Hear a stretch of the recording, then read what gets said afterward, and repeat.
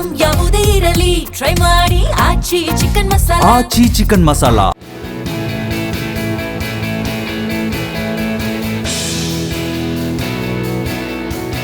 ನಮಸ್ಕಾರ, ವಿಶೇಷ ಕಾರ್ಯಕ್ರಮಕ್ಕೆ ಸ್ವಾಗತ. ನಾನು ಸುನಿಧಿ ಮಂಜುನಾಥ್. ನಿನ್ನೆ RCB ವರ್ಸಸ್ KKR ಮ್ಯಾಚ್ ಇತ್ತು. RCB ಭರ್ಜರಿ ಪ್ರದರ್ಶನವನ್ನು ನಿನ್ನೆ ನೀಡಿದೆ. ಹಾಗೆ ವಿರಾಟ್ ಕೊಹ್ಲಿ ಅವರು ಕೂಡ ಸೆಂಚುರಿ ಹೊಡೆದಿರೋದು ಎಷ್ಟೋ ಅಭಿಮಾನಿಗಳ ನಿದ್ದೆಗೆಡಿಸಿದೆ. ಎಷ್ಟೋ RCB ಅಭಿಮಾನಿಗಳು ನಿನ್ನೆ ಮ್ಯಾಚ್ ನೋಡಿದ ಮೇಲೆ ಖುಷಿಯಲ್ಲಿ ನಿದ್ದೆನೇ ಮಾಡಿಲ್ಲ, ಅಷ್ಟರ ಮಟ್ಟಿಗೆ ಇತ್ತು ಮ್ಯಾಚ್. ಹಾಗಾದರೆ ನಿನ್ನೆ ಯಾರೆಲ್ಲ ಪರ್ಫಾರ್ಮೆನ್ಸ್ ಬೆಟರ್ ಆಗಿತ್ತು ಎಲ್ಲವನ್ನ ಮಾತಾಡ್ತಾ ಹೋಗೋಣ. ಇದೇ ಈ ಹೊತ್ತಿನ ವಿಶೇಷ IPL kick.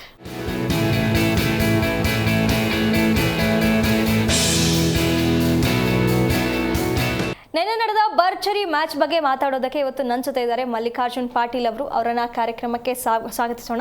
Patil sir, welcome to the show. Hi madam. Hi. ನಿನ್ನೆ RCBಯ ಭರ್ಜರಿ ಪರ್ಫಾರ್ಮೆನ್ಸ್ ಬಗ್ಗೆ ಮಾತಾಡೋದಾದ್ರೆ ಖಂಡಿತ ಅಂಕ ಪಟೇಲ್ ಅಂತೂ ಬೆಂಕಿ ಎತ್ಕೊಂಡ್ಬಿಟ್ಟಿದೆ. ಈಗ ನಿನ್ನೆ 9 ಟೀಮ್ ಕಾಯ್ತಾ ಇದ್ರು RCB ಸೋಲ್ಗೋಸ್ಕರ. ಎಲ್ಲರೂ ಸೋಲ್ಬೇಕು, ಇವರು ನಮಗೆ ಲಾಭ ಆಗತ್ತೆ ಅಂತ ಹೇಳಿ. ಬಟ್ ವಿರಾಟ್ ಕೊಹ್ಲಿ ಅನ್ನುವಂಥ ಒಂದು ದೈತ್ಯ ನಮ್ಮ ಕಡೆ ಇದ್ದಾಗ ಸೋಲು ಎಲ್ಲಿ ಸಾಧ್ಯನೇ ಇಲ್ಲ. ಒಂದು ಚೇಸಿಂಗ್ನಲ್ಲಿ ಹೀ ಈಸ್ ಎ ಮಾಸ್ಟರ್ ಅನ್ನೋದನ್ನ ಇನ್ನೊಂದ್ಸರಿ ತೋರಿಸ್ಕೊಟ್ಟಿದ್ದಾರೆ. ಎಲ್ಲರೂ ಕೂಡ ಟ್ರೋಲ್ ಮಾಡ್ತಾ ಇದ್ರು 0-0-0 ಅಂತ ಹೇಳಿ. ಆ 0-0 ಅಂದ ತಕ್ಷಣ ನಿನ್ನೆ ಮ್ಯಾಚಲ್ಲಿ ನನಗೆ ಒಂದು ಕುತೂಹಲ ಅಂತ ಅನಿಸಿದ್ದು ಅಂತಂದ್ರೆ, ಫಸ್ಟ್ ರನ್ ಹೊಡಿದ ತಕ್ಷಣ ಕೊಹ್ಲಿ ಅವರ ಸೆಲೆಬ್ರೇಷನ್, ಸೆಂಚುರಿ ಆದ್ಮೇಲೂ ಆ ಸೆಲೆಬ್ರೇಷನ್ ಇರಲಿಲ್ಲ. ಬಟ್ ಫಸ್ಟ್ ರನ್ ಆದ ತಕ್ಷಣ ಅದರ ಅರ್ಥ ಎರಡು ಥರ ನಾನು ತಗೊಂಡೆ. ಒಂದು, ಫಸ್ಟ್ ರನ್ ಬಂತಪ್ಪ ಹಬ್ಬ ಖುಷಿ ಅನ್ನುವಂಥದ್ದು ಒಂದು. ಎರಡನೇದು ವ್ಯಂಗ್ಯದ ಥರನೂ ಆಯಿತು. ಒಂದು ರನ್ ನನ್ನನ್ನು ಅಳಿಯೋಕ್ಕಾಗಲ್ಲ, ಈ ಭಾಳ ಟ್ರೋಲ್ ಮಾಡೋಕ್ಕೆ ಹೋಗಬೇಡಿ ಹಂಗೆ ಹಿಂಗೆ ಅನ್ನೋದು ಇತ್ತು.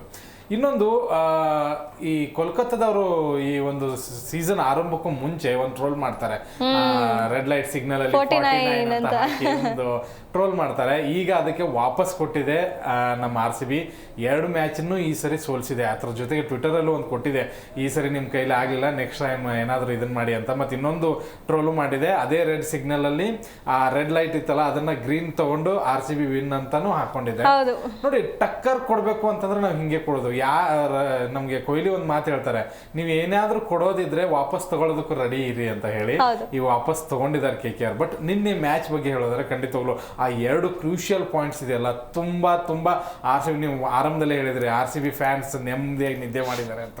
ಖಂಡಿತ 12 ಮ್ಯಾಚಲ್ಲಿ 8 ಗೆಲುವು, 16 ಪಾಯಿಂಟ್. ಮತ್ತೆ ನೆಟ್ ರನ್ ರೇಟ್ ನೋಡಿ +1 ಅಲ್ಲಿದೆ. ಯಾವ ತಂಡದ್ದು ಕೂಡ +1 ಅಲ್ಲಿ ರನ್ ರೇಟ್ ಇಲ್ಲದೆ ಇರೋದು. ನೋಡಿ, ನಂಬರ್ 1 ನಂಬರ್ 2 ಜಾಗ ತುಂಬಾ ಇಂಪಾರ್ಟೆಂಟ್. ಯಾಕಂದ್ರೆ 2 ಸರಿ ಅವಕಾಶ ಸಿಗುತ್ತೆ. ಅದೇ ಕಾರಣಕ್ಕಾಗಿ ನಿನ್ನೆ ಗೆಲುವು ತುಂಬಾ ಇಂಪಾರ್ಟೆಂಟ್ ಆಗಿತ್ತು. ಒಂದ್ ಲೆಕ್ಕಾಚಾರದಲ್ಲಿ KKR ಆ ಒಂದು ಟ್ರೋಲ್ ನಿಂದನೇ ಹೀಗೆ ನಮ್ಮ ಜೊತೆ ಯಾರ್ಯಾರು ಟ್ರೋಲ್ ಮಾಡಿದಾರೆ ಎಲ್ಲರೂ ಹಿಂಗೇನೆ ಸತ್ತೋಗಿರೋದು. ಒಂದು, KKR ನವ್ರು ನಿನ್ನೆ ಅಧಿಕೃತವಾಗಿ ಔಟ್ ಆಗಿಲ್ಲ, ಬಟ್ ಸರ್ ನಿನ್ನ ಆಲ್ಮೋಸ್ಟ್ ಔಟ್, ನೋ ಚಾನ್ಸ್ ನನ್ನ ಪ್ರಕಾರ. ಎರಡನೇದ್ದು ಪಂಜಾಬ್ ಯಾವಾಗ ಟ್ರೋಲ್ ಮಾಡಿದ್ರು 4ಕ್ಕೆ 4 ಮ್ಯಾಚಸ್ ಸೋತಿದ್ದಾರೆ. ಇವತ್ತು ಕೂಡ ಸೋಲುವಂತ ಚಾನ್ಸಸ್ ಜಾಸ್ತಿ ಇದೆ. ಆಮೇಲೆ ಮುಂಬೈ ಕೂಡ ಕೆಲವೊಂದು ಇದರಲ್ಲಿ ಖಾಲಿ ಎಳೆದಿತ್ತು. ಈ ಸರಿ ಅವರು ಅಟರ್ ಫ್ಲಾಪ್ ಪ್ರದರ್ಶನದಲ್ಲಿ ಹೋಗಿದ್ದಾರೆ. LSG ಜೊತೆ ಲಾಸ್ಟ್ ಇಯರ್ ನಮ್ಗೆಲ್ಲ ಆ ಒಂದು ವೈರತ್ವ ಅದು ಇದೆಲ್ಲ ಬೆಳೆದು ಅವರು ಕೂಡ ಕೆಳಗಡೆ ಇದ್ದಾರೆ. RCB ಜೊತೆ ಯಾರ್ಯಾರು ಟಕ್ಕರ್ ಕೊಟ್ಟಿದಾರಲ್ಲ ಅವರೆಲ್ಲರೂ ಕೆಳಗಡೆನೆ ಇದ್ದಾರೆ ಅನ್ನೋದಕ್ಕೆ ಒಂದು ಈ ನಿದರ್ಶನ. ಆಮೇಲೆ ಕೊಹ್ಲಿ ಅವ್ರ ಬಗ್ಗೆ ಕೆಲವೊಬ್ರು ಟ್ರೋಲ್ ಮಾಡ್ತಾನೆ ಇದ್ದಾರೆ, ಸ್ಲೋ ಆಡ್ತಾರೆ ಅಥವಾ ಟೀಮ್ಗೋಸ್ಕರ ಆಡಲ್ಲ ಹಾಗೆ ಹೀಗೆ ಅಂತ. ಬಟ್ ನಿನ್ನೆ ಕೊಹ್ಲಿ ಇರುವಷ್ಟು ಟೈಮು ನಮಗೆ ಯಾವ ಟೈಮಲ್ಲೂ ಕೂಡ ಸೋಲ್ತೀವಿ ಅಂತ ಅನಿಸ್ಲೇ ಇಲ್ಲ. ಎದುರಾಳಿ ನೋಡಿ, ಜಕೋಬ್ ಬೆಥೆಲ್ ಹೋಯ್ತು, ವಿರಾಟ್ ಇದ್ದಾನೆ. ಆಮೇಲೆ ಪಡಿಕಲ್ ಹೋದ್ರು, ಒಂದು ಒಳ್ಳೆ ಪಾರ್ಟ್ನರ್ಶಿಪ್ ಆಯ್ತು, ಈಸಿಯಾಗಿ ಅನಿಸಾಯ್ತು. ಆಮೇಲೆ ಅವ್ರು ಹೋದ್ರು, ಆಮೇಲೆ ಟಿಮ್ ಡೇವಿಡ್ ವಿಕೆಟ್ ಹೋಯ್ತು. ಎಲ್ಲೂ ಕೂಡ ನಮಗೆ ಈ ಮ್ಯಾಚ್ ಸೋಲುತ್ತೆ ಅಂತ ಅನಿಸ್ಲಿಲ್ಲ. ಯಾಕಂದ್ರೆ ಅಲ್ಲಿ ಇನ್ನೊಂದು ಕಡೆಗೆ ವಿರಾಟ್ ಕೊಹ್ಲಿ ಗಟ್ಟಿಯಾಗಿ ನಿಂತ್ಕೊಂಡು, ವಿರಾಟ್ ಕೊಹ್ಲಿ ನಿಂತ್ಕೊಂಡಿದ್ದಾರೆ ಅಂತಂದ್ರೆ ಖಂಡಿತವಾಗ್ಲೂ ಸೋದಕ್ಕೆ ಸಾಧ್ಯನೇ ಇಲ್ಲ. ಆ 100 ನೋಡಿ, ಈ ಒಂದು ಸೀಸನ್ ಅಲ್ಲಿ ಪ್ರತಿಯೊಂದು ಟೀಮ್ ನಲ್ಲೂ ಕೂಡ ಎಲ್ಲರೂ 100 ಹೊಡೆದಿದ್ರು. ಬಟ್ RCB ಇಂದ ಒಂದು 100 ಬಂದಿರಲಿಲ್ಲ. ನನಗೂ ಅದು ಫೀಲ್ ಆಯಿತು. ಬಟ್ ವಿರಾಟ್ ಕೊಹ್ಲಿ ಅವರೇ ಅದನ್ನ ಫುಲ್ಫಿಲ್ ಮಾಡಿದ್ರು. ನೋಡಿ, T20 ಇಂಟರ್ನ್ಯಾಷನಲ್, ಈ T20ಲಿ 16,000 ರನ್ ಅವರು ಗಳಿಸಿದ್ರು. ಅದ್ರ ಜೊತೆಗೆ 9ನೇ IPL ಶತಕ. ಆಮೇಲೆ ಈ ಒಂದು ಸೀಸನ್ ಅಲ್ಲಿ 400 ರನ್ ಗಳಿಸಿದ್ರು. ದಾಖಲೆ ಆತ ಒಂದು ಕಾಲ್ ಇಟ್ರೆ ಕೂಡ ದಾಖಲೆನೇ, ಅಷ್ಟರ ಮಟ್ಟಿಗೆ ಇಂಪ್ರೆಸಿವ್ ಆಗಿದೆ. ನಿನ್ನೆ KKR ಜೊತೆಗೆ ಹೇಗೆ ಗೆದ್ರು ಅನ್ನೋದನ್ನ ನೋಡಬೇಡ. ಯಾಕಂದ್ರೆ ಕೊಹ್ಲಿ ಅವ್ರ ಬಗ್ಗೆ ಹೆಂಗೆ ಹೇಳ್ತಾ ಹೋದ್ರೆ ಆ ಪದಗಳೇ ಸಾಲೋದಿಲ್ಲ. ಒಂದು ಒಳ್ಳೆ ಖಂಡಿತವಾಗ್ಲೂ ಓಪನಿಂಗ್ ಅವ್ರದ್ದು ಚೆನ್ನಾಗೇ ಇತ್ತು. ನಾನು ಅನ್ಕೊಂಡಿದ್ದು ಇಷ್ಟರ ಮಟ್ಟಿಗೆ ಟಾರ್ಗೆಟ್ ಏನು ಕೊಡಲ್ಲ, 170 160 ಅಂತ ಅನ್ಕೊಂಡಿದ್ದೆ. ಯಾಕಂದ್ರೆ ಮಳೆ ಬೇರೆ ಬಿದ್ದಿತ್ತು, ಮಾಯ್ಶ್ಚರ್ ಇತ್ತು, ಆಮೇಲೆ ಸ್ಲೋ ಇತ್ತು, ಆಮೇಲೆ ಬೌನ್ಸ್ ಆಗ್ತಾ ಇತ್ತು ಪಿಚ್. ಆದ್ರೂ ಕೂಡ ಒಂದು ಒಳ್ಳೆ ಪಾರ್ಟ್ನರ್ಶಿಪ್ ನ ನಿಭಾಯಿಸ್ಕೊಂಡ್ರು. 192 ಇದು ಒಳ್ಳೆ ಸ್ಕೋರ್. ನಾನು ಅನ್ಕೊಂಡಿದ್ದು ನಿನ್ನೆ ನೋಡಿ ವಿರಾಟ್ ಕೊಹ್ಲಿದು ಒಂದು ಕ್ಯಾಚ್ ಬಿಟ್ಟಿದ್ದಾರೆ, ಅದ್ರ ಜೊತೆಗೆ ಪಡಿಕಲ್ದು ಒಂದು ಕ್ಯಾಚ್ ಬಿಟ್ಟಿದ್ದಾರೆ. ಆ ಒಂದು 2 ಕ್ಯಾಚ್ಗಳು ಕ್ರೂಷಿಯಲ್ ಆಯ್ತು ಅನ್ನಿಸ್ತು ನನಗೆ. ಯಾಕೆಂತಂದ್ರೆ ಬೇರೆಯವ್ರು ಯಾರಾದ್ರೂ ಆಗಿದ್ರೆ ಆ ಪಿಚ್ ಅಲ್ಲಿ ಅಷ್ಟು ಈಸಿಯಾಗಿ ಚೇಸ್ ಮಾಡ್ತಾ ಇದ್ರು ಇಲ್ಲೋ ನನಗೆ ಗೊತ್ತಿಲ್ಲ. ಯಾಕಂದ್ರೆ ಇಂಥ ಪಿಚ್ಗಳಲ್ಲಿ ಇಂಥ ಟೆಸ್ಟ್ ಬ್ಯಾಟ್ಸ್ಮನ್ ಅಂತ ಅಂದವರು ಸ್ಪೆಷಲಿಸ್ಟ್ ಆಟಗಾರರೇ ಇಂಥದನ್ನ ಹೊಡೆಯೋದು. ಓಕೆ, ನೈಟ್ ರೈಡರ್ಸ್ ಬಂದ್ರೆ ಆರಂಭದಲ್ಲಿ ಒಂದ್ ಸ್ವಲ್ಪ ಫಿನ್ ಅನಿಲ್ ಮತ್ತೆ ವಿಕೆಟ್ ನ ಒಪ್ಪಿಸಿದ್ರು, ಕ್ಯಾಪ್ಟನ್ ಅಂತೂ ಕೈ ಹಿಡಿಲಿಲ್ಲ. ಬಟ್ ರಘುವಂಶಿ ಕ್ಯಾಮ್ರನ್ ಗ್ರೀನ್ ಆಡುವಾಗ ಅನಿಸಿದ್ದು 220 230 ಹೋಗ್ಬೋದು ಅಂತಾನು ಅನಿಸಿತ್ತು. ಅಷ್ಟು ಚೆನ್ನಾಗಿ ಬ್ಯಾಟಿಂಗ್ ಆಡ್ತಾ ಇದ್ರು ರಘುವಂಶಿ, ತುಂಬಾ ಚೆನ್ನಾಗಿ ಆಡಿದ್ದಾರೆ. ಮುಂದೆ KKR ಕ್ಯಾಪ್ಟನ್ ಆಗೋದಕ್ಕೆ ಯೋಗ್ಯವಾದಂತಹ ಒಬ್ಬ ಆಟಗಾರ ಅನ್ನೋದ್ರಲ್ಲಿ ಡೌಟ್ ಇಲ್ಲ. ಕ್ಯಾಮ್ರನ್ ಗ್ರೀನ್ ಬಿಗ್ ಇನ್ನಿಂಗ್ಸ್ ಬರಲಿಲ್ಲ, ಬಟ್ ಕ್ರೂಷಿಯಲ್ ಮೂಮೆಂಟ್ ಅಲ್ಲಿ ರನ್ ತಂದ್ಕೊಟ್ರು. ಬಟ್ ಈ ಸೀಸನ್ ಅಲ್ಲಿ KKR ನ ಪ್ರತಿ ಹಂತದಲ್ಲೂ ಕೈ ಹಿಡಿದ ರಿಂಕು ಸಿಂಗ್ ಇದು ಮ್ಯಾಚ್ ಅಲ್ಲೂ ಕೈ ಹಿಡಿತಾರೆ, ಆ ಒಂದು 190+ ರನ್ ಆಗೋದಕ್ಕೆ ಸಹಾಯ ಮಾಡ್ತಾರೆ. ಬಟ್ ಆರಂಭ ಖಂಡಿತವಾಗ್ಲೂ ಅವ್ರದ್ದು ಚೆನ್ನಾಗಿರ್ಲಿಲ್ಲ. ನಮ್ಮ ಬಾಲಿಂಗ್ ನಲ್ಲೂ ಕೂಡ ಡಫಿ ಎಂಟ್ರಿ ಆಗಿದ್ದು ನಾನು ಅನ್ಕೊಂಡಿದ್ದೆ ಒಂದು 2 ವಿಕೆಟ್ ತೆಗಿತಾರೆ ಅಂತ, ಬಟ್ ಆಗ್ಲಿಲ್ಲ. But Bhuvneshwar Kumar as usual ತುಂಬಾ ಚೆನ್ನಾಗಿ ಬಾಲಿಂಗ್ ಹಾಕಿದ್ರು. ಆಮೇಲೆ ಹ್ಯಾಜಲ್ವುಡ್ ತುಂಬಾ ಚೆನ್ನಾಗಿ ಬಾಲಿಂಗ್ ಹಾಕಿದ್ರು. ರಶೀಕ್ ದಾರ್ಗೂ 1 ವಿಕೆಟ್ ಬಿತ್ತು. ಕೃಣಾಲ್ ಪಾಂಡ್ಯ ನೋಡಿ, ಇಂಟರ್ನ್ಯಾಷನಲ್ ಆಡಿದಂತಹ 4 ಜನ ಆಟಗಾರರು ಇದ್ದಾರೆ. ಭುವನೇಶ್ವರ್ ಕುಮಾರ್, ಜಕಬ್ ಡಫಿ, ಹ್ಯಾಜಲ್ವುಡ್, ಪಾಂಡ್ಯ 4 ಜನ ಇದ್ದಾರೆ. ಇನ್ನು ರಶೀಕ್ ದಾರ್ ಒಬ್ರೆ. ಅಂದ್ರೆ ಎಂತ ಬಲಾಢ್ಯವಾಗಿದೆ ನಮ್ಮ ಬಾಲಿಂಗ್ ಪಡೆ ಅನ್ನೋದು ಗೊತ್ತಾಗ್ತಾ ಇದೆ. ಆಮೇಲೆ ಬ್ಯಾಟಿಂಗ್ ಆರಂಭ ಆಯ್ತು. ನಾನು ಅನ್ಕೊಂಡಿದ್ದೆ ಒಂದ್ ಸ್ವಲ್ಪ ಸ್ಟ್ರಗಲ್ ಮಾಡ್ತಾರೆ ಇವ್ರು ಸ್ಟಾರ್ಟಿಂಗ್ ಅಲ್ಲೇ ಅಂತ ಹೇಳಿ. ಬೆತ್ತಲ್ಲಿ ಆಸ್ ಯೂಶುವಲ್ 1-2 ಬೌಂಡ್ರಿ ಹೊಡಿತಾರೆ, ಪಟಾಕಿ ಸಿಡಿಸ್ತಾರೆ. ಅದಾದ್ಮೇಲೆ ವಿಕೆಟ್ ಹೋಗ್ತಿದ್ರು. ಪಡಿಕಲ್ ತುಂಬಾ ಚೆನ್ನಾಗಿ ಅವ್ರಿಗೆ ಸಾಥ್ ಕೊಟ್ರು. ಆಮೇಲೆ ಕೊಹ್ಲಿ ಅದನ್ನ ಇನ್ನಿಂಗ್ಸ್ ನ ಎಷ್ಟು ಚೆನ್ನಾಗಿ ಬಿಲ್ಡ್ ಮಾಡಿದ್ರು ಅಂತಂದ್ರೆ ಒಂಥರ ದೇವಸ್ಥಾನ ಕಳಶ ಇದ್ದಂಗೆ ನಮ್ಗೆ ಇದ್ದಂಗೆ. ಅದನ್ನ ನೋಡೋದಕ್ಕೆ ಚಂದ. ಅವ್ರ ಬಗ್ಗೆ ಮಾತಾಡೋದೇ ಒಂಥರ ಖುಷಿ. ಒಂದ್ ಲೆಕ್ಕಾಚಾರದಲ್ಲಿ ನೋಡಿ, RCB top of the table ಇದೆ. ಆಮೇಲೆ ವಿರಾಟ್ ಕೊಹ್ಲಿ ಸೆಂಚುರಿ ಇದೆ. ಆಮೇಲೆ ನಮ್ಗೆ 9ನೇ ಸೆಂಚುರಿ ಬಂತು. ಆಮೇಲೆ 14,000 ರನ್ ಆಯ್ತು. ಎಲ್ಲ ನೋಡಿ ಒಂದೊಂದು ದಾಖಲೆ ಅದನ್ನ ಕೇಳ್ತಾ ಇದ್ರೇನೆ ಖುಷಿ ಆಗತ್ತೆ. ನಿಜವಾಗ್ಲೂ ಅರ್ಹ ಗೆಲುವು RCBಗೆ, ಟಾಪ್ ಆಫ್ ದಿ ಟೇಬಲ್, ಅದೊಂದು ಖುಷಿ. ಆಮೇಲೆ ಈ ಸರಿ ಕಪ್ಪು 100% ಇನ್ನೊಂದ್ಸರಿ ತಿರುಗ್ತಾ ಇದೆ ನಮ್ಮ ಕಡೆಗೆ ಅಂತ ಅನ್ಸುತ್ತೆ. ಹಾಗೆ ಈಗ ನಾವು ಪ್ರತಿ ಸರಿನೂ ಇಲ್ಲಿ ಮಾತಾಡುವಾಗ IPL ಈ ಸೀಸನ್ ಬಗ್ಗೆ ಮಾತಾಡುವಾಗ ನಮ್ಮ RCB ತಂಡದಲ್ಲಿ ಬದಲಾವಣೆ ಆಗಬೇಕು, ನಮ್ಮ ಪ್ಲೇಯರ್ಸ್ ಅನ್ನ ರಿಪ್ಲೇಸ್ ಮಾಡಬೇಕು. ಇಲ್ಲಿ ತುಂಬಾ ವ್ಯತ್ಯಾಸ ಆಗ್ತಾ ಇದೆ. ಶೆಫರ್ಡ್ ಅವರನ್ನ ತೆಗಿಬೇಕು, ಜಿತೇಶ್ ಅವ್ರನ್ನ ತೆಗಿಬೇಕು, ಜೇಕಬ್ ಡಫಿ ಅವ್ರನ್ನ ಇನ್ ಮಾಡ್ಕೋಬೇಕು ಅಂತೆಲ್ಲ ತುಂಬಾ ಮನವಿಗಳಿತ್ತು ಅಭಿಮಾನಿಗಳದ್ದು. ನಿನ್ನೆ ಆ ಚೇಂಜಸ್ ಅನ್ನ ಮಾಡಿದ್ರು, ಆ ಇಂಪ್ಲಿಮೆಂಟ್ ಗಳನ್ನ ನಿನ್ನೆ ಮಾಡಿದ್ರು. ಅದೇನಾದ್ರೂ ಬದಲಾವಣೆಗೆ ಸಾಧ್ಯ ಆಯ್ತು ಅಂತ ಅನ್ನಿಸ್ತಾ? ಬದಲಾವಣೆಗೆ ಅಷ್ಟರ ಮಟ್ಟಿಗೆ ಏನು ಇಂಪ್ಯಾಕ್ಟ್ ಬೀರಲಿಲ್ಲ. ಆ ಬದಲಾವಣೆ ಏನು ಪ್ಲೇಯಿಂಗ್ 11 ನಲ್ಲಿ ಏನು ಮಾಡಿದ್ರಲ್ಲ, 2 ಬದಲಾವಣೆ ಮಾಡಿದ್ರು. ಒಂದು ಇವ್ರನ್ನ ವೆಂಕಟೇಶ್ ಅಯ್ಯರ್ನ ತಗೊಂಡಿದ್ರು. ಅದರ ನಂತರ ಶೆಫರ್ಡ್ ಬದಲಾಗಿ ಡಫಿನ ತಗೊಂಡಿದ್ರು. ಬಟ್ ಡಫಿ ಖಂಡಿತವಾಗ್ಲೂ ಬಾಲಿಂಗ್ ಅಲ್ಲಿ ಎಕ್ಸ್ಪೆನ್ಸಿವ್ ಆದ್ರು. ಬಟ್ ಏನ್ ಗೊತ್ತಾ, ನೀವು ಇವ್ರ ಬದಲಾಗಿ ಅವರೇ ಬೆಟರ್, ನೋ ಚಾನ್ಸ್. ಇದೇ ಪ್ಲೇಯಿಂಗ್ 11 ಸೂಪರ್ ಆಗಿದೆ. ನಮ್ಗೆ Venkatesh Iyer as a batter ಕೈ ಹಿಡಿತಾರೆ. ಅಕಸ್ಮಾತ್ ಯಾರಾದ್ರೂ ಬಾಲರ್ ಕೈ ಕೊಟ್ರೆ ಅವ್ರ ಕಡೆ 1-2 ಓವರ್ನು ಆಡಿಸ್ಬೋದು. ನಿನ್ನೆ ಬ್ಯಾಟಿಂಗ್ ಅವ್ರಿಗೆ ಸಿಕ್ಕಿಲ್ಲ. ನೋಡಿ, ಅದ್ರ ಬಗ್ಗೆ ಅವ್ರಿಬ್ರು ಒಳಗಡೆ ತಗೊಂಡ್ಬಂದಿದ್ದಕ್ಕೆ ನಮ್ಮ ಟೀಮ್ ಹೇಗೆ ಸ್ಟ್ರಾಂಗ್ ಆಯ್ತು ಅಂತಂದ್ರೆ, ಬಾಲಿಂಗ್ ನಲ್ಲಿ international T20 number 1 bowler Duffy ಇದ್ದಾರೆ. ಹ್ಯಾಜಲ್ವುಡ್ ನಮಗೆ ಈ ಟ್ರೋಫಿನ ಗೆಲ್ಲಿಸ್ಕೊಟ್ಟವರು. ಭೂವಿ ಆರೆಂಜ್ ಕ್ಯಾಪ್ ಅಲ್ಲಿ ಇದ್ದಾರೆ, ಪ್ರತಿ ಪಂದ್ಯದಲ್ಲೂ ವಿಕೆಟ್ ನ ತೆಗೆಸ್ಕೊಡ್ತಾ ಇದ್ದಾರೆ. ಕೃಣಾಲ್ ಪಾಂಡ್ಯ ಬಾಲ್ ನ ಜಡ್ಜ್ ಮಾಡೋದಕ್ಕೆ ಆಗಲ್ಲ. ಇಂಥ ಬಾಲಿಂಗ್ ಪಡೆ ಇದ್ದಾಗ ಖಂಡಿತವಾಗ್ಲೂ ಇಂಪ್ರೆಸಿವ್ ಆಗಿ ಕಾಣಿಸುತ್ತೆ. ನೀವಲ್ಲಿ ಶೆಫರ್ಡ್ ನ ಹಾಕೊಂಡ್ಬಿಟ್ರೆ ಶೆಫರ್ಡ್ ನರ್ವಸ್ನೆಸ್ ಕಾಣಿಸ್ತಾ ಇರೋದ್ರಿಂದ ಎದುರಾಳಿಗೆ ಅದೊಂಥರ ಪ್ಲಸ್ ಆಗ್ತಾ ಇದೆ. ಡಫಿಗೆ ಡಿಫಿ ನೋಡಿ 3 ಮ್ಯಾಚ್ ಆಡಿದಾಗ ಪ್ರತಿ ಸರಿನೂ ವಿಕೆಟ್ ತಗೊಂಡಿದ್ದಾರೆ. ಅಂತದ್ರಲ್ಲಿ ಅವ್ರಿಗೆ ಇನ್ನೂ ಅವಕಾಶಗಳನ್ನ ಕೊಡಬೇಕು. ಹೆಚ್ಚಿನ ಅವಕಾಶ ಕೊಟ್ರೆ ಖಂಡಿತವಾಗ್ಲೂ ಆ ತಂಡಕ್ಕೆ ಲಾಭ ತಂದು ಕೊಡ್ತಾರೆ. ಇನ್ನು ವೆಂಕಟೇಶ್ ಅಯ್ಯರ್ನ ತಗೊಂಬಂದಿದ್ದು ಏನ್ ದೊಡ್ಡ ಲಾಭ ಆಯ್ತು ನಿಮ್ಗೆ? ಇನ್ನೊಬ್ಬ ಬೌಲರೇ ಬರ್ತಿದ್ದ? ಖಂಡಿತವಾಗ್ಲೂ ಇಲ್ಲ. ಯಾಕೆಂತಂದ್ರೆ ಆ ಸ್ಪಿನ್ ಬೌಲರ್ ಹೊಡಿಸ್ಕೊಳ್ತಾ ಇದ್ರು, ತುಂಬಾ ರನ್ ಲೀಕ್ ಮಾಡ್ತಾ ಇದ್ರು, ಕ್ಯಾಚ್ ಗಳನ್ನ ಮಿಸ್ ಮಾಡ್ತಾ ಇದ್ರು. ಆ ಒಂದು ತಂಡದಲ್ಲಿ ಎಲ್ಲೋ ಒಂದ್ ಕಡೆ ಮೈನಸ್ ಕಾಣಿಸ್ತಾ ಇದ್ರೆ ಅದು ಎಫೆಕ್ಟ್ ಖಂಡಿತವಾಗ್ಲೂ ಆಗುತ್ತೆ. ಆ 2 ಚೇಂಜಸ್ ನ ಮಾಡಿದ್ದು ಖಂಡಿತವಾಗ್ಲೂ ಟೀಮ್ ತುಂಬಾ ಸ್ಟ್ರಾಂಗ್ ಆಗಿ ಕಾಣಿಸ್ತು ನಿನ್ನೆ ನನಗೆ. ಎಲ್ಲರೂ ಅನ್ಕೋತಾ ಇದ್ವಿ ಶೆಫರ್ಡ್ ನ ತಗೊಳ್ತಾ ಇದಾರೆ, ಪದೇ ಪದೇ ಯಾಕೆ ತಗೋತಾರೆ ಬೈತಾ ಇದ್ರು. ಕೊನೆಗೂ ಅವ್ರಿಗೆ ಕೇಳಿಸ್ತಲ್ಲ, ಅದೊಂದು ಸ್ವಲ್ಪ ಸಂತೋಷ.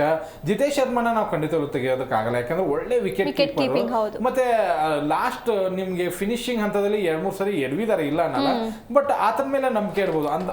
ಈಗ ಶೆಫರ್ಡ್ಗೂ ನಮ್ಗೆ ಜಿತೇಶ್ಗೂ ವ್ಯತ್ಯಾಸಗಳನ್ನ ನೋಡಿದ್ರೆ ಜಿತೇಶ್ ಒಂದ್ ಸ್ವಲ್ಪ ಮೇಲ್ಗಡೆ ನಿನ್ನೆ. ಮತ್ತೆ ಜಿತೇಶ್ ಬಂದು ಆ ಫಿನಿಶಿಂಗ್ ಬೌಂಡ್ರಿ ಹೊಡೆದಿದ್ದು ಖಂಡಿತವಾಗ್ಲೂ ಅವ್ರಿಗೂ ಒಂದು ಆತ್ಮಸ್ಥೈರ್ಯ ಬರುತ್ತೆ. ಮುಂದಿನ ಪಂದ್ಯಗಳಲ್ಲಿ ಓವರ್ಗಳಲ್ಲಿ ಅವ್ರು ಗೆಲ್ಲಿಸ್ಕೊಡ್ಬೋದು. ಮತ್ತೆ ಇದರಲ್ಲಿ ಏನು ಚೇಂಜಸ್ ಮಾಡಬಾರ್ದು ಅಂತ ನಾನು ಅನ್ಕೋತೀನಿ. ವೆಂಕಟೇಶ್ ಅಯ್ಯರು ಇರಬೇಕು, ಡಫಿನ್ ಇರಬೇಕು. ನಮ್ಮ ಬಾಲಿಂಗು ಸ್ಟ್ರಾಂಗ್ ಆಗುತ್ತೆ, ಬ್ಯಾಟಿಂಗು ಸ್ಟ್ರಾಂಗ್ ಆಗುತ್ತೆ. ಬಟ್ ಬಾಲಿಂಗ್ನಲ್ಲಿ ಒಬ್ಬ ಸ್ಪಿನ್ನರ್ನ ನಾವು ಮಿಸ್ ಮಾಡ್ಕೊಳ್ಬೋದು. ಬಟ್ ಆ ಒಂದು ಅರ್ಹತೆನ ಖಂಡಿತವಾಗ್ಲೂ ವೆಂಕಟೇಶ್ ಅಯ್ಯರ್ ತುಂಬೋದ್ರಿಂದ ಒಂದು 2 ಓವರ್ ಮಿಡಲ್ ಓವರ್ ಹಾಕಿ ಕೊಟ್ಟರು ಕೂಡ ನಮ್ಗೆ ಒಂದು ಸ್ವಲ್ಪ ಪ್ರೆಷರ್ ಕಡಿಮೆ ಆಗುತ್ತೆ. ಬಟ್ ನನಗೇನೋ ತುಂಬ ಇಷ್ಟವಾದಂಥ ಚೇಂಜಸ್ ಆಯಿತು ಅಂತ ಅನಿಸ್ತು. ನಿನ್ನೆ ಪರ್ಫಾರ್ಮೆನ್ಸ್ ನಾವು ಕಂಪ್ಯಾರಿಟಿವ್ಲಿ ಮೊನ್ನೆ ಮುಂಬೈ ಥರ ಕೊನೆ ಬಾಲ್ವರೆಗೂ ಕಷ್ಟಪಟ್ಟು ಆ ಥರ ಗೆಲುವಲ್ಲ, ಇದು ತುಂಬ ಭರ್ಜರಿಯಾದಂಥ ನಾವು ಸ್ಟ್ರಾಂಗೆಸ್ಟ್ ಟೀಮ್ ಕಂಬ್ಯಾಕ್ ಮಾಡಿದ್ದೀವಿ ಅನ್ನೋ ಥರ ಪ್ರೂವ್ ಮಾಡುವಂಥ ಮ್ಯಾಚ್ ನಿನ್ನೆ ಇತ್ತು. ಅದನ್ನು ನೋಡಿದಾಗ ನಿಮಗೆ ಪರ್ಫಾರ್ಮೆನ್ಸ್ ವೈಸ್ ಯಾರು ಇಂಪ್ರೆಸಿವ್ ಅಂತ ಅನ್ಸಿದ್ರು? ನೋಡಿ, ಮೊನ್ನೆ ಮ್ಯಾಚ್ ಇಂದ ನಾವು ಕಲ್ತಿದ್ದು ತುಂಬಾ ಇದೆ. ಯಾಕೆ ಅಂತಂದ್ರೆ 167 ಕೂಡ ನಮ್ಗೆ ಬೆಟ್ಟದಂಗೆ ಕಾಣ್ಬಿಡ್ತು.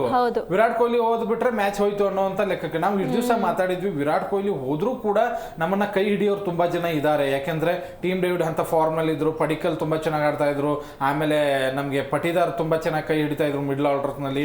ಬಟ್ ಒಮ್ಗೆ ಎಲ್ಲರೂ ಕೈ ಕೊಟ್ಟಾಗ ನಾವು ಮುಂಬೈ ಜೊತೆಗೆ ಒಂದ್ ಸ್ವಲ್ಪ ಹೆದರಿದ್ವಿ. ನಿಜ ಹೇಳ್ತೀವಿ, ಆ ಮ್ಯಾಚ್ ನಮ್ಮಿಂದ ಕೈ ಜಾರಿತ್ತು. ಅವ್ರ ಕೈಲಿದ್ದಂತ ಗೆಲುವನ್ನ ನಾವು ಕಸ್ಕೊಂಡ್ ಬಂದ್ವಿ, ಭುವನೇಶ್ವರ್ ಕುಮಾರ್ ಕಸ್ಕೊಂಡ್ ಬಂದ್ರು.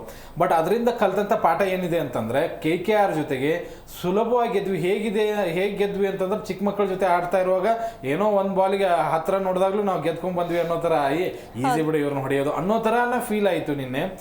ನೋಡಿ, ಆರಂಭ ಚೆನ್ನಾಗಿ ಬಂತು, 30+ ರನ್ ಖಂಡಿತವಾಗ್ಲೂ ಬಂತು. ಅದು ಕೂಡ ಬೇಗ, ಅಂದ್ರೆ 2-3 ಓವರಲ್ಲೇ ಆ ರನ್ ಬಂತು. ಅದರ ನಂತರ ಪಡಿಕಲ್ ಏನ್ ಮಾಡಿಬಿಟ್ರು ಅಂತಂದ್ರೆ ಬಂದ ತಕ್ಷಣ ಬೌಂಡ್ರಿಗಳನ್ನ ಹೊಡೆದ್ರು, ರಿಲ್ಯಾಕ್ಸ್ ಮಾಡಿದ್ರು ರನ್ ನ. ಯಾಕೆ ಅಂತಂದ್ರೆ ಅಲ್ಲಿ ಏನಾದ್ರು ವಿಕೆಟ್ ಹೋದಾಗ 1 ಓವರ್ ಅಥವಾ 2 ಓವರ್ ಮಿಸ್ ಆಗಿದ್ರೆ ರನ್ ರೇಟ್ 10 ಮೇಲೆ ಹೋಗ್ಬಿಡ್ತಿತ್ತು.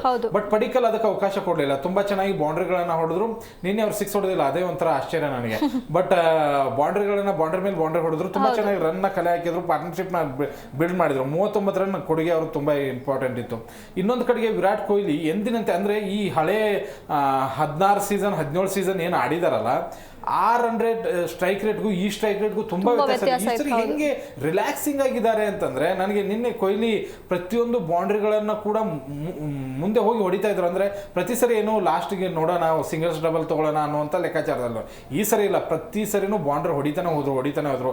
90+ ಆದ್ಮೇಲೂ ಕೂಡ 6 ಹೊಡೆದು ಆಮೇಲೆ ಒಂದು 2D ತಗೊಂಡು ರನ್ ಸೆಂಚುರಿ ಮಾಡ್ತಾರೆ. ಅಂದ್ರೆ 90 ಹೊಡೆದ್ಮೇಲೂ ಕೂಡ ಬಿಗ್ ಹಿಟ್ ಗಳನ್ನ ಮಾಡೋದಕ್ಕೆ ಟ್ರೈ ಮಾಡ್ತಾ ಇದ್ರು.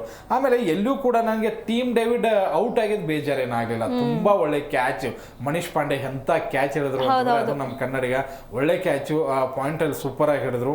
ಜಿತೇಶ್ ಶರ್ಮಾ ಬಂದು ಅದನ್ನ ನಿಭಾಯಿಸಿದ್ರು.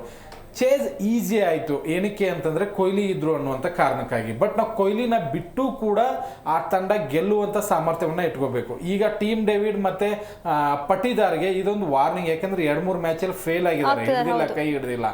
ಅವ್ರೇನಾದ್ರೂ ಮುಂದೆ ಇದೇ ತರ ಪ್ರದರ್ಶನ ಆಯ್ತು ಅಥವಾ ವಿರಾಟ್ ಕೊಹ್ಲಿ ಕೈ ಕೊಟ್ಟ ಮೇಲೂ ಇವರು ಬೇಗ ವಿಕೆಟ್ ಒಪ್ಪಿಸಿದ್ರೆ ನಮಗೆ ತುಂಬಾ ಸಂಕಷ್ಟಕ್ಕೆ ಈಡಾಗ್ತೀವಿ. ಪ್ರತಿ ಸರಿ ಬಂದು ಭುವಿನೇ ಕೈ ಹಿಡಿಯಲ್ಲ, ಪ್ರತಿ ಸರಿ ಕನಾಲ್ ಬಂದು ಕೈ ಹಿಡಿಯಲ್ಲ. ಅದೇ ಕಾರಣಕ್ಕಾಗಿ ಪಟೇದಾರ್ ಮತ್ತೆ ಪಡಿಕಲ್ ಮತ್ತೆ ಟೀಮ್ ಡೇವಿಡ್ ಕಮ್ ಬ್ಯಾಕ್ ಆಗೋದು ನಮಗೆ ತುಂಬಾ ಇಂಪಾರ್ಟೆಂಟ್ ಆಗುತ್ತೆ. ಮತ್ತೆ ಜಕೋಬ್ ಬೆಥೆಲ್ ಓಕೆ, ಇನ್ ಮುಂದಿನ ಪಂದ್ಯಕ್ಕೆ ಫಿಲ್ ಸಾಲ್ಟ್ ಬರ್ತಾ ಇದ್ದಾರೆ, ನಮಗದು ಲಾಭ. ಅಕಸ್ಮಾತ್ ಫಿಲ್ ಸಾಲ್ಟ್ ಏನು ಬರ್ಲಿಲ್ಲಪ್ಪ, ಆ ಮ್ಯಾಚ್ಗೂ ಅವರು ಬರ್ಲಿಲ್ಲ ಅಂತಂದ್ರೆ ಜಕೋಬ್ ಬೆಥೆಲ್ ಬಿಗ್ ಇನ್ನಿಂಗ್ಸ್ ಮಾಡಲೇಬೇಕು. ನೀನು 10 ರನ್ 15 ರನ್ ಬಂದು ಹೊಡೆದು ಹೋಗ್ತೀನಿ, ಅದು ಪ್ರೆಷರ್ ಖಂಡಿತವಾಗ್ಲೂ ಕೊಹ್ಲಿ ಮೇಲೆ ಬೀಳುತ್ತೆ.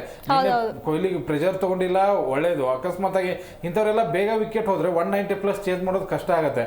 ಅದಕ್ಕೆ ಫಸ್ಟ್ ಪಾರ್ಟ್ನರ್ಶಿಪ್ ಒಂದು 70 ರನ್ ವರೆಗೂ ಬಂತು ಅಂದ್ರೆ ಇಂಥ ಚೇಂಜಿಂಗ್ ಈಸಿ ಆಗುತ್ತೆ. ಬಟ್ ನಿನ್ನೆ ಮುಂಬೈಗೆ ಹೋಲಿಕೆ ಮಾಡಿದ್ರೆ ಆ ಪಂದ್ಯದಲ್ಲಿ ನಾವೇನು ಸ್ಟ್ರಗಲ್ ಮಾಡಿದ್ವಿ, ಕಲ್ತಿದ್ದು 100 ಇದೆ, ಅದನ್ನ ಇದರಲ್ಲಿ ಅಳವಡಿಸಿಕೊಂಡು ತುಂಬಾ ಈಸಿಯಾಗಿ ಗೆದ್ರು ಅಂತ ನನಗನ್ಸುತ್ತೆ. ಹಾಗೆ ನಿನ್ನೆ ಈಗ ಅಜಿಂಕ್ಯ ರಹಾನೆ ಅವರು ಕೂಡ ಒಂದು ಮ್ಯಾಚ್ ಆದ್ಮೇಲೆ ಮಾತಾಡ್ತಾರೆ. ಅವ್ರು ಹೇಳಿದ್ದು ಅದೇ, ಕ್ಯಾಚ್ ಡ್ರಾಪ್ ಮಾಡಿದ್ವಲ್ಲ ನಾವು, ನಮ್ಮ ಮ್ಯಾಚ್ ಹಾಳಾಗಿದ್ದೆ ಅಲ್ಲಿ ಮುಖ್ಯ ಕಾರಣವೇ ಮ್ಯಾಚ್ ಇದು ಕ್ಯಾಚ್ ಡ್ರಾಪ್ ಆಗಿದ್ದು ಅಂತೇಳಿ ನಾವು ಪ್ರತಿ ಸರಿ ಮಾತಾಡೋದೇ ಕ್ಯಾಚಸ್ ವಿನ್ ಮ್ಯಾಚಸ್ ಅಂತೇಳಿ. ಹಾಗೆ ನಿನ್ನೆ ಕೊಹ್ಲಿ ಅವರ ಸ್ಟಾರ್ಟಿಂಗ್ ಅಲ್ಲಿ 21 ರನ್ ಇರುವಾಗಲೇ ಒಂದು ಕ್ಯಾಚ್ ಅನ್ನ ಪೌಲರ್ ಬಿಡ್ತಾರೆ. ಅದಾದ್ಮೇಲೆ ಮತ್ತೆ ಪಡಿಕಲ್ ಅವರು ಕ್ಯಾಚ್ ಕೂಡ ಡ್ರಾಪ್ ಆಗುತ್ತೆ. ಇಂಥ ಕ್ಯಾಚ್ ಡ್ರಾಪ್ಗಳಿಂದಲೇ ನಿನ್ನೆ KKRಗೆ ತುಂಬಾ ಹೊಡೆತ ಬಿತ್ತು ಅನ್ನಿಸ್ತಾ ನಿಮಗೆ? ನಿಜ ನಿಜ ನಿಜ ಕ್ಯಾಚಸ್ ವಿನ್ ಮ್ಯಾಚಸ್ ಅದ್ರಲ್ಲಂತೂ ಡೌಟೇ ಇಲ್ಲ. ನೋಡಿ, ಪವೆಲ್ ಕ್ಯಾಚ್ ಅಂದ್ರೆ ಕೊಹ್ಲಿ ಹೊಡೆದಂತಹ ಪವೆಲ್ ಹಿಡಿಬೇಕಾದಂತ ಕ್ಯಾಚ್ ಸ್ವಲ್ಪ ಟಫ್ ಇತ್ತು. ಮೇಲೆ ಒಂದ್ ಸ್ವಲ್ಪ ಟ್ರೈ ಮಾಡಿದ್ರು, ಒಂದ್ ಸ್ವಲ್ಪ ಕೈಗೆ ಬಡಿತು. ಬಟ್ ನೋಡಿ, ಇಂಥ ಹಾಫ್ ಚಾನ್ಸಸ್ನ, ಇಂಥ ಆಟಗಾರನ ಹಾಫ್ ಚಾನ್ಸಸ್ನ ನೀವು ತಗೊಳ್ಳೇಬೇಕಾಗತ್ತೆ. ತಗೊಳ್ಳಿಲ್ಲ ಅಂದ್ರೆ ಏನಾಗತ್ತೆ ಅನ್ನೋದು ಗೊತ್ತಾಯ್ತು. ಬಟ್ ಆ ಪವೆಲ್ ಅದನ್ನ ಕ್ಯಾಚ್ ಹಿಡಿದಿದ್ರೆ ಮ್ಯಾಚ್ ಟರ್ನ್ ಆಗ್ತಿತ್ತೇನೋ ನನಗೆ ಗೊತ್ತಿಲ್ಲ. ಯಾಕೆಂದ್ರೆ ಟೀಮ್ ಡೇವಿಡ್ ಕೂಡ ಅಷ್ಟೊಂದು ಒಳ್ಳೆ ಫಾರ್ಮ್ ಇಲ್ಲ, ಬೆಂಗಳೂರಲ್ಲಿ ಮಾತ್ರ ಆಡ್ತಾ ಇದಾರೆ. ಅದ್ರ ಜೊತೆಗೆ ನಮ್ಗೆ ಪಟೇದಾರ್ ಕೂಡ 2-3 ಮ್ಯಾಚ್ ಇಂದ ಮಿಸ್ ಹೊಡಿತಾ ಇರೋದ್ರಿಂದ ಮ್ಯಾಚ್ ಎಲ್ಲೋ ಸಿಕ್ಕಾಕೊಂಡ್ತಿತ್ತೇನೋ ಅಂತ ಅನಿಸ್ತು. ಅದ್ರ ಜೊತೆಗೆ ಓಕೆ, ಅದೊಂದು ಟಫ್ ಇತ್ತು ಅಂತ ಅನ್ಕೊಂಡ್ರೆ ವೈಭವ್ ಅರೋರಾಗೆ ಈಸಿ ಇತ್ತು ಕ್ಯಾಚ್, ಆ ಒಂದು ಕ್ಯಾಚ್ ನ ಥರ್ಡ್ ಮ್ಯಾನ್ ಅಲ್ಲಿ ಆರಾಮಾಗಿ ಹಿಡ್ಕೋಬಹುದಾಗಿತ್ತು. ಬಟ್ ಈಸಿ ಕ್ಯಾಚ್ ಡ್ರಾಪ್ ಆಯ್ತು. ಆಮೇಲೆ ನಿನ್ನೆ ಒಂದ್ ಸ್ವಲ್ಪ ಫೀಲ್ಡಿಂಗ್ ಅಷ್ಟೊಂದು ಇಂಪ್ರೆಸಿವ್ ಆಗಿ ಏನು ಕಾಣಲಿಲ್ಲ KKRದು. ನರ್ವಸ್ ಆಗಿಬಿಟ್ಟಿದ್ರು. ಕೊಹ್ಲಿ ನೋಡಿ, ಯಾವುದೇ ತಂಡದಲ್ಲಿ ಎದುರಾಳಿ ತಂಡ ಕೊಹ್ಲಿ ಅಲ್ಲಿ ಇದಾರೆ ಅಂತ ಅಂದಾಗ ನರ್ವಸ್ ಆಗೇ ಆಗ್ತಾರೆ. ನಿನ್ನೆ ಅದೇ ಆಯ್ತು. ಎಲ್ಲೂ ಅವ್ರಿಗೆ ಗೆಲ್ಲೋ ಅಂತದ್ದು ಮೂಮೆಂಟೇ ಕಾಣದೇ ಇರೋದಕ್ಕೆ ಎಲ್ಲರೂ ಡಲ್ ಆಗಿಬಿಟ್ರು. ಓಕೆ ನಾವು ಸೋತ್ಬಿಟ್ವಿ ಅನ್ನೋ ತರನೇ ಇತ್ತು. ಆ 2 ಕ್ಯಾಚಸ್ ಖಂಡಿತವಾಗ್ಲೂ ಅವ್ರಿಗೆ ಬ್ಯಾಡ್ ಲಕ್ ತಂತು. ಬಟ್ ಒಂದೇನು ಅಂತಂದ್ರೆ ಇದೇ ತರ ಆಗ್ತಾ ಇರೋದು ಪಂಜಾಬ್ ಕೂಡ ಕ್ಯಾಚಸ್ ನ ಮಿಸ್ ಮಾಡ್ತಾ ಇದಾರಲ್ಲ. ಈ ಒಂದು IPL 10 ತಂಡಗಳ ಪೈಕಿ ಅತಿ ಹೆಚ್ಚು ಕ್ಯಾಚ್ ಬಿಟ್ಟಿದ್ದು ಪಂಜಾಬ್ ಈ 4 ಮ್ಯಾಚ್ಗಳಲ್ಲಿ. ಆ 4 ಮ್ಯಾಚ್ಗಳಲ್ಲೇ ಅವರು ಸೋತಿದ್ದು ಆ ಕ್ಯಾಚ್ ಗಳನ್ನ ಮಿಸ್ ಮಾಡಿ. ಇವರು ಕೂಡ 4 ಮ್ಯಾಚ್ಗಳನ್ನ ಗೆದ್ಕೊಂಡು ಬಂದಿದ್ರು. ಯಾಕೆ ಅಂತಂದ್ರೆ ಒಳ್ಳೆ ಫೀಲ್ಡಿಂಗ್ ಆಗಿತ್ತು, 1 ಕ್ಯಾಚ್ ಕೂಡ ಮಿಸ್ ಮಾಡಿರ್ಲಿಲ್ಲ. ಆ ಫೀಲ್ಡಿಂಗ್ ಅಲ್ಲೇ 20 ರನ್ ಉಳಿಸ್ತಾ ಇದ್ರು. ಬಟ್ ಈ ಮ್ಯಾಚ್ ನಲ್ಲಿ ಫೀಲ್ಡಿಂಗ್ ಕೂಡ ಖರಾಬ್ ಆಯ್ತು, ಕ್ಯಾಚಸ್ ಗಳನ್ನ ಕೂಡ ಮಿಸ್ ಮಾಡಿರೋ ಕಾರಣಕ್ಕಾಗಿ ಅಲ್ಲಿ ಸೋಲನ್ನ ಅನುಭವಿಸ್ತು. ವಿರಾಟ್ ಕೊಹ್ಲಿ ಔಟ್ ಆಗಿದ್ರೆ, ಪಡಿಕಲ್ ಏನಾದ್ರು ಬೇಗ ಔಟ್ ಆಗಿದ್ರೆ ಖಂಡಿತವಾಗ್ಲೂ ಮ್ಯಾಚ್ 100% ಟರ್ನ್ ಆಗ್ತಿತ್ತು. ಕ್ಯಾಚಸ್ ಖಂಡಿತವಾಗ್ಲೂ KKRಗೆ ದೊಡ್ಡ ತಲೆನೋವು ತಂತು ಅದು. ಹಾಗೆ ಅಂದರೆ ಮ್ಯಾಚ್ ಯಾವ ಥರ ಅಂತಂದರೆ, ಈಗ ಮುಂದೆ ಬರುವಂಥ ಮ್ಯಾಚ್ಗಳೀಗ SRH ವರ್ಸಸ್ ಮತ್ತು PVKS ಎರಡರ ವಿರುದ್ಧ ನಮಗೆ ಇವಾಗ ಮ್ಯಾಚ್ ಇರುವಂಥದ್ದು. SRH ಎಂಥ ಭರ್ಜರಿ ಆಟ ಆಡ್ತಿದೆ ಅಂತ ನೋಡ್ತಾ ಇದ್ವಿ. ಹಾಗಾಗಿ ಮುಂದಿನ ಜರ್ನಿ ಈಗ SRH ಮತ್ತು ಪಂಜಾಬ್ ಜೊತೆ ಇರುವಂಥ ಮ್ಯಾಚ್ಗಳಲ್ಲಿ RCBಯ ಪರ್ಫಾರ್ಮೆನ್ಸ್ ಬಗ್ಗೆ ಮಾತಾಡಬೇಕು ಅಂತಂದರೆ ಖಂಡಿತ ಈಗ ನಾವು ನಂಬರ್ 1 ಅಲ್ಲಿ ಇರಬೇಕು ಅಥವಾ ನಂಬರ್ 2 ಅಲ್ಲಿ ಇರಬೇಕು ಅಂತಂದ್ರೆ ಆ 2ರಲ್ಲಿ ಒಂದಂತೂ ಗೆಲ್ಲೇಬೇಕು. 1 ಗೆದ್ರೆ 1-2 ಅಲ್ಲಿ ಇರ್ತೀವಿ, 2 ಗೆದ್ರೆ 100% 1 ಅಲ್ಲೇ ಇರ್ತೀವಿ, ಅದರಲ್ಲಂತೂ ಡೌಟ್ ಇಲ್ಲ. ಬಟ್ ನಮ್ಗಿಂತ ಹೆಚ್ಚು ಪ್ರೆಜರ್ ಅಲ್ಲಿ ಇರೋದು ಪಂಜಾಬ್. ಯಾಕೆ ಅಂತಂದ್ರೆ ಅವ್ರು 4-4 ಸೋತಿದ್ದಾರೆ. ಫೀಲ್ಡಿಂಗ್ ಸರಿ ಇಲ್ಲ, ಆಮೇಲೆ ಚೇಜಿಂಗ್ ಅಂತ ಬಂದ್ರೆ ಅವ್ರ ಕೈಲಿ ಆಗ್ತಾ ಇಲ್ಲ. ಫಸ್ಟ್ ಬ್ಯಾಟಿಂಗ್ ಅಂತ ಬಂದ್ರೆ ಮಾತ್ರ ಬಿಗ್ ರನ್ಸ್ ಬರ್ತಾ ಇದೆ, ಚೇಜಿಂಗ್ ಅಂತ ಬಂದ್ರೆ ಎಲ್ಲೋ ನರ್ವಸ್ ಆಗ್ತಾ ಇದಾರೆ. ಕೆಲವೊಂದ್ ಸರಿ ಫಸ್ಟ್ ಬ್ಯಾಟಿಂಗ್ ಆಡಿದಾಗ್ಲೂ ಕೂಡ ಕಡಿಮೆ ರನ್ ಹೊಡಿತಾ ಇದಾರೆ. ಎಲ್ಲವೂ ಕೂಡ ಮೈನಸ್ಗಳು ಕಾಣಿಸ್ತಾ ಇದೆ ಪಂಜಾಬ್ ಕಡೆಯಲ್ಲಿ. ಶ್ರೇಯಸ್ ಅಯ್ಯರ್ ಜಸ್ಟ್ ಚೇಜಿಂಗ್ ಅಲ್ಲಿ ಮಾತ್ರ ಬಿಗ್ ಇನ್ನಿಂಗ್ಸ್ ಬರ್ತಾ ಇದೆ, ಫಸ್ಟ್ ಬ್ಯಾಟಿಂಗ್ ಅಲ್ಲಿ ಆಡುವಾಗ ರನ್ನೇ ಬರ್ತಾ ಇಲ್ಲ. ಆ ಕಾರಣಕ್ಕಾಗಿ ಅವರೇ ನಮ್ಗಿಂತ ಹೆಚ್ಚಾಗಿ ಪ್ರೆಷರ್ ಅಲ್ಲಿ ಇದ್ದಾರೆ ಅಂತ ಅನ್ಸುತ್ತೆ. ಇನ್ನು SRH ನ ಖಂಡಿತವಾಗ್ಲೂ ನಾವು ಲೈಟ್ ಆಗಿ ತಗೊಳಕ್ಕಾಗಲ್ಲ, ಹೊಡಿಬಿಡಿ ಆಟಗಾರ ಇದ್ದಾರೆ. ಬಟ್ ಲಾಸ್ಟ್ ಮ್ಯಾಚ್ ಅವರು 100 ಒಳಗಡೆನೆ ಆಲ್ಔಟ್ ಆಗಿರೋದ್ರಿಂದ ಅವ್ರಿಗೂ ಒಂದು ದೊಡ್ಡ ಪ್ರೆಷರ್ ಖಂಡಿತವಾಗ್ಲೂ ಇದೆ. ಹೆಡ್ ಮತ್ತೆ ನಮ್ಗೆ ಅಭಿಷೇಕ್ ಶರ್ಮಾ ಆಡಿದ್ರೇನೆ ಅವ್ರದ್ದು ವಿನ್ನು, ಅಥವಾ ಈ ಕಿಶನ್ ಕ್ಲಸನ್ ಆಡಿದ್ರೆ ಮಧ್ಯಮ ಕ್ರಮಾಂಕದಲ್ಲಿ ರನ್ ಅನ್ನೋ ತರ ಆಗಿದೆ. ಬಟ್ ನೋಡಿ ನಮ್ ತರ ಎಲ್ಲರೂ ಕೂಡ ಆಡಲ್ಲ ಅಲ್ಲಿ. ನಮ್ಮಲ್ಲಿ ಏನು ಅಂತಂದ್ರೆ ಒಳ್ಳೆ ಓಪನಿಂಗ್ ಬರ್ತಾ ಇದೆ, ಮಧ್ಯಮ ಕ್ರಮಾಂಕದಲ್ಲಿ ಕೈ ಹಿಡಿತಾ ಇದ್ರೆ, ಫಿನಿಶರ್ ಸ್ವಲ್ಪ ಒಬ್ರಿಲ್ಲ ಒಬ್ರು ಖಂಡಿತವಾಗ್ಲೂ ಕೈ ಹಿಡಿತಾ ಇದ್ದಾರೆ. ಬಟ್ ಅವ್ರು ಹಂಗಿಲ್ಲ. ಅವರು ಅಭಿಷೇಕ್ ಶರ್ಮಾ ಔಟ್ ಆದ್ರೆ ಹೆಡ್ ಆಡ್ತಾನೆ, ಹೆಡ್ ಆಡಿದ್ರೆ ಮಾತ್ರ ಕಿಶನ್ ಆಡ್ತಾನೆ, ಕಿಶನ್ ಆಡಿದ್ರೆ ಮಾತ್ರ ಕ್ಲಸನ್ ಆಡ್ತಾನೆ.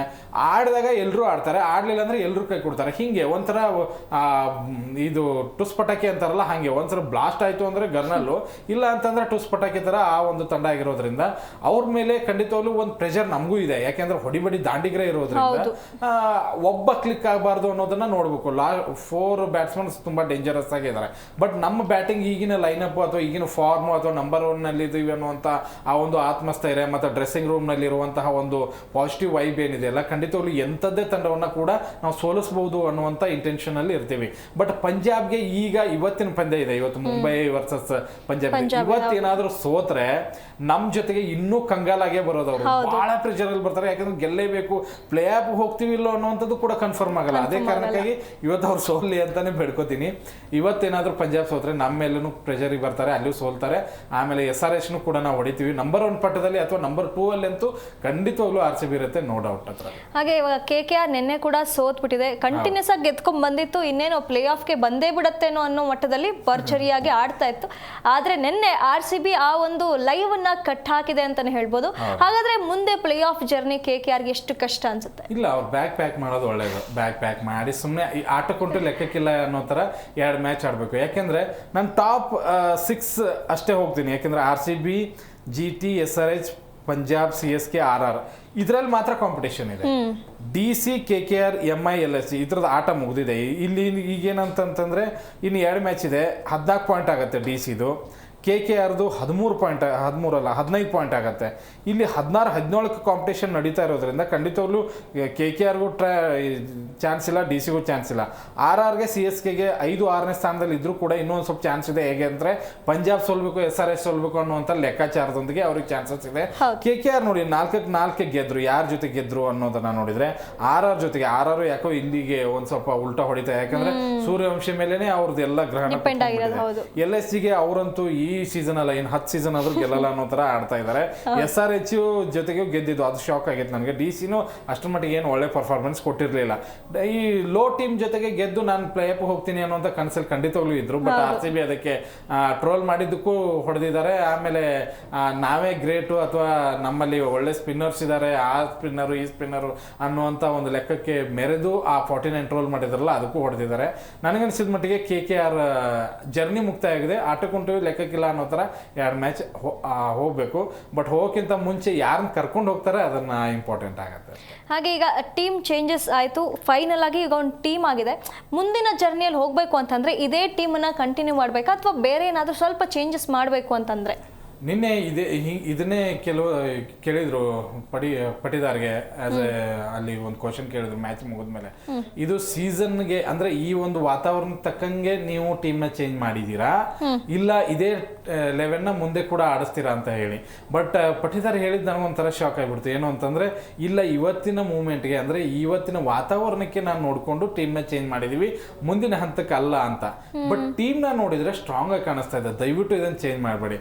ಈಗ ನೋಡಿ ಇದು ಇವ್ರನ್ನ ಡಫಿನ ಬಿಟ್ಟು ಈಗ ಡಫಿ ಹೊಡಿಸ್ಕೊಂಡ್ರು ಒಂದೇ ಮ್ಯಾಚಲ್ಲಿ ಅನ್ನೋ ಕಾರಣಕ್ಕಾಗಿ ಶೆಫರ್ಡ್ನ ವಾಪಸ್ ತೊಗೊಂಬಂದ್ರೆ ಖಂಡಿತವಾಗ್ಲೂ ಮತ್ತೆ ಮೈನಸ್ ಕಾಣಿಸ್ತದೆ. ಯಾಕಂದ್ರೆ ಡಫಿ ಅಷ್ಟು ನಿಮಗೆ ಸ್ಟ್ರಾಂಗ್ ಆಗಿ ಕಾಣಿಸ್ತಾ ಇಲ್ಲ. As A batter, as A bowler, as A fielder ಕೂಡ ಮೈನಸ್ ಆಗ್ತಾ ಇರೋದ್ರಿಂದ ಡಫಿ ಶೆಫರ್ಡ್ನ ಖಂಡಿತವಾಗ್ಲೂ ಹೊರಗಡೆ ಕೂರ್ಸಿ. ನೀವು ಅವ್ರ ಸ್ಥಾನಕ್ಕೆ ಡಫಿ 50 ಅಲ್ಲ 60 ರನ್ ಹೊಡಿಸ್ಕೊಂಡ್ರು ಕೂಡ ಅವ್ರನ್ನೇ ಹಿಡಿ. ಯಾಕಂದ್ರೆ ಒಂದಿಲ್ಲ ಒಂದು ಮ್ಯಾಚಲ್ಲಿ ಖಂಡಿತವಾಗ್ಲೂ ಕೈ ಹಿಡಿತಾರೆ ಅವರು. ಓಕೆ, ಇನ್ನು ಖಂಡಿತವಾಗ್ಲೂ ವೆಂಕಟೇಶ್ ಅಯ್ಯರ್ಗೆ ಚಾನ್ಸಸ್ ಕೊಡ್ಲೇಬೇಕು. ಯಾಕಂದ್ರೆ ನೀವು ಒಂದು ಕಾಲದಲ್ಲಿ ಅವ್ರನ್ನ 23-24 ಕೋಟಿ ಕೊಟ್ಟು ತಗೊಳಕ್ ರೆಡಿ ಇದ್ರಿ. ಈಗ 6 ಕೋಟಿ ಸಿಕ್ಕಿದ್ದಾರೆ. ಅವ್ರನ್ನ ಪ್ಲೇಯಿಂಗ್ 11 ನಲ್ಲಿ ಆಡ್ಸೋದಕ್ಕೆ ತಯಾರಿಲ್ಲ. ಮತ್ತೆ ಒಂದ್ ಮ್ಯಾಚ್ ಅಲ್ಲಿ ಆಡಿಸಿದೀರಾ, ಅದರಲ್ಲೂ 20+ ರನ್ ವೇಗವಾಗಿ ಕಲೆ ಹಾಕಿದ್ದಾರೆ. ನನಗನ್ಸಿದ ಮಟ್ಟಿಗೆ ಆತ ಬ್ಯಾಟಿಂಗ್ ಅಲ್ಲಿ ಖಂಡಿತವಾಗ್ಲೂ ಕಾಂಟ್ರಿಬ್ಯೂಷನ್ ಕೊಡ್ತಾನೆ. ಯಾಕಂದ್ರೆ ಜಿತೇಶ್ ಶರ್ಮಾನಿಂದ ರನ್ ಬರ್ದೇ ಇರೋ ಕಾರಣಕ್ಕಾಗಿ, ಟೀಮ್ ಡೇವಿಡ್ ಹೊರಗಡೆ ಕೈ ಹಿಡಿದೇ ಇರೋದಕ್ಕಾಗಿ ಇಲ್ಲಿ ಏನ್ ನಮ್ಗೆ ವೆಂಕಟೇಶ್ ಅಯ್ಯರ್ ಕೈ ಹಿಡಿದ್ರೆ ಖಂಡಿತವಾಗ್ಲೂ ಆ ತಂಡಕ್ಕೆ ಲಾಭ ಆಗುತ್ತೆ. ವೆಂಕಟೇಶ್ ಅಯ್ಯರ್ ಮತ್ತೆ ಜಿತೇಶ್ ಶರ್ಮಾ, ಟೀಮ್ ಡೇವಿಡ್, ಕೃಣಾಲ್ ಪಾಂಡ್ಯ ಅನ್ನುವಂಥ ಘಟಾನುಘಟಿಗಳು ಇದ್ದಾಗ ಒಂದು ಒಳ್ಳೆ ಫಿನಿಶಿಂಗ್ ತಂತ್ರ ಬರುತ್ತೆ. ನಾವು 8ನೇ ಸ್ಥಾನದವರೆಗೂ ಬ್ಯಾಟಿಂಗ್ ಲೈನ್ ಅಪ್ ಇದ್ದಾಗ ಸ್ಟ್ರಾಂಗ್ ಆಗಿ ಕಾಣಿಸುತ್ತೆ. ದಯವಿಟ್ಟು ಈ ಒಂದು ಚೇಂಜಸ್ನ ಬದಲಾವಣೆ ಮಾಡಬೇಡಿ. ಮತ್ತೆ ಓಕೆ, ನಿಮಗೆ ಬೆತೆಲ್ ನಮಗೆ ಸಾಲ್ಟ್ ಫಿಟ್ ಆಗಿದ್ದಾರೆ ಅಂತ ತಕ್ಷಣ ಬೆತೆಲ್ ಅವ್ರನ್ನ ಹೊರಗಡೆ ಇಟ್ಟು ಅಲ್ಲಿ ಬಂದ್ಬಿಟ್ರೆ ಸಾಕು, ಇನ್ನೇನು ಚೇಂಜಸ್ ಬೇಕಾಗಿಲ್ಲ ಇದರಲ್ಲಿ. ಹಾಗೆ ನಿಮಗೆ ಟಾಪ್ 4 ಪ್ಲೇ ಆಫ್ಗೆ ಬರುವಂಥ ಟಾಪ್ 4 ತಂಡಗಳು ಯಾವ ಅಂತ ಅನ್ಸುತ್ತೆ? ಕೆಲವೊಬ್ರು ಕನಸು ಕಾಣ್ತಾ ಇದ್ದಾರೆ 5 ಕಪ್ ಗೆದ್ದವರು. ಯಾರು CSK ಬರಲ್ಲ, ನನ್ನ ಪ್ರಕಾರ ಬರಲ್ಲ. ಇನ್ನೂ ಚಾನ್ಸ್ ಇದೆ ಅವ್ರಿಗೆ, ಇಲ್ಲ ಅನ್ನಲ್ಲ. 3 ಮ್ಯಾಚಲ್ಲಿ 2 ಮ್ಯಾಚ್ ಗೆದ್ರು ಬರ್ತಾರೆ. ಬಟ್ ಅವ್ರಿಗೆ ಇರುವಂತಹ ಸವಾಲು ಏನು ಅಂತಂದ್ರೆ SRH ಜೊತೆ ಗೆಲ್ಲಬೇಕು, GT ಜೊತೆ ಗೆಲ್ಲಬೇಕು, LHC ಜೊತೆ ಗೆಲ್ಬಹುದು. ಬಟ್ GT ಮತ್ತು SRH ಜೊತೆಗೆ ಡೌಟು. ಆಮೇಲೆ RRಗೂ ಒಂದು ಸ್ವಲ್ಪ ಚಾನ್ಸಸ್ ಇದೆ. ನಾನು 4 ಟೀಮ್ ನಿಮಗೆ ಕೇಳ್ದಂಗೆ ಹೇಳಿದೆ. ಒಂದು RCB 100% ಇದ್ದೇ ಇರುತ್ತೆ. GTಗೆ ಅವಕಾಶಗಳು ಜಾಸ್ತಿ ಇದೆ, ಅದು ಖಂಡಿತವಾಗ್ಲೂ ಇರುತ್ತೆ. SRH ಇನ್ 1 ಮ್ಯಾಚ್ ಗೆದ್ರು ಸಾಕು. PBKS ಈ 4 ಮ್ಯಾಚ್ ಈ 4 ತಂಡಗಳು ಏನಿದಾವಲ್ಲ ಮೇಲ್ಗಡೆ ಇವೇ ಬರುತ್ತೆ ಅಂತ ಅನ್ಕೋತೀನಿ. ಬಟ್ ಇವತ್ತೇನಾದರೂ ಪಂಜಾಬ್ ಸೋತ್ರೆ ಅವ್ರಿಗೂ ಒಂದು ಸ್ವಲ್ಪ ಮೈನಸ್ಗಳು ಜಾಸ್ತಿ ಕಾಣ್ಬೋದು. 100% ಇದೆ GT, RCB, SRH and PBKS. ಇಷ್ಟೊತ್ತು ನಮ್ಮೊಂದಿಗೆ ಕಾರ್ಯಕ್ರಮದಲ್ಲಿ ಭಾಗಿಯಾಗಿ ಇಷ್ಟೆಲ್ಲ ವಿಷಯಗಳನ್ನು ಚರ್ಚೆ ಮಾಡಿದ್ದಕ್ಕೆ ತಮಗೆ ಧನ್ಯವಾದಗಳು. ನೋಡಿದಲ್ಲ ವೀಕ್ಷಕರೇ, ನಿನ್ನೆ RCBಯ ಅಂಥದ್ದೊಂದು ಭರ್ಜರಿ ಆಟವನ್ನು ನೋಡಿದ ಮೇಲೆ RCB ಅಭಿಮಾನಿಗಳು ಎಷ್ಟು ಖುಷಿಯಾಗಿದ್ದಾರೆ. ಈಗ RCB ಅಭಿಮಾನಿಗಳಿಗೆ ಆ ಒಂದು ಕಾನ್ಫಿಡೆನ್ಸ್ ಮತ್ತೆ ಬಂದಿದೆ. ಇದು ಒಂದು ಕಡೆ. ಇವತ್ತು MI ವರ್ಸಸ್ ಪಂಜಾಬ್ ಮ್ಯಾಚ್ ಇದೆ. ಪಂಜಾಬ್ ಸತತ ಸೋಲುವಿನ ನಂತರ ಮತ್ತೆ ಇವತ್ತೊಂದು ಗೆಲುವನ್ನ ಕಾಣುತ್ತಾ ಅನ್ನುವಂಥ ಕುತೂಹಲ ಕೂಡ ಇದೆ. ಇದಾಗಿತ್ತು ಇವತ್ತಿನ ವಿಶೇಷ. ನೋಡ್ತಾ ಇರಿ ಜಿ ಕನ್ನಡ ನ್ಯೂಸ್, ಸತ್ಯವೇ ಸುದ್ದಿಯ ಜೀವಾಳ.